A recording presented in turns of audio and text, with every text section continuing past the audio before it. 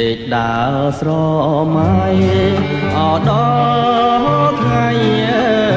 ពីចៃដនស្ដាយគ្រាសាយនអនៅបងពីទីដែកចំប៉ាមួយតងបាំងស្លឹកចុងមែក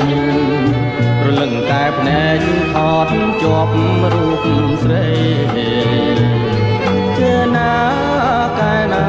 នាងណាខ្ញុំលួចសួរក្មេងអរត់លេង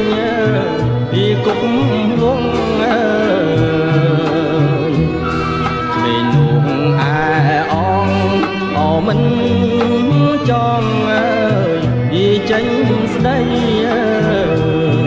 ជួនជាជំពើអូនចំបាស្រីមានស្នាកវីរកវជួបផ្ដៅជាណាកែណានាងណា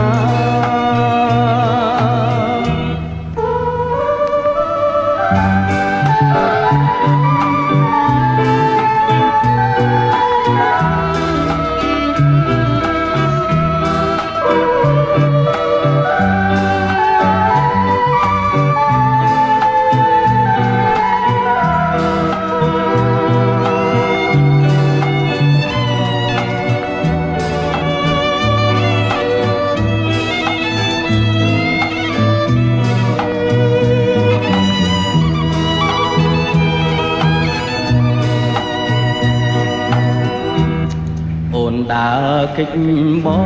ងអទុំនងពីជាអៀន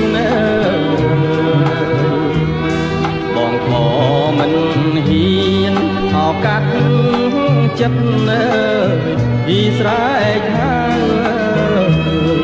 អូនដើរជួបផ្ទះបងចូលព្រៃជ្រៅបងកាច់ការស្មៅ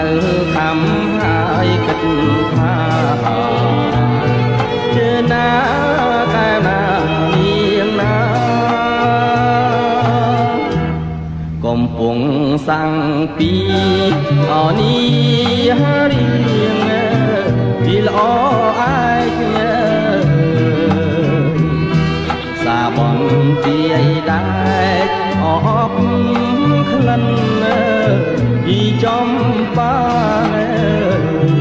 បងកាត់មិនដងទុងចងកាស្លាសំពះមេបាសូមទៀនពរជ័យចេណាកែណានាងណា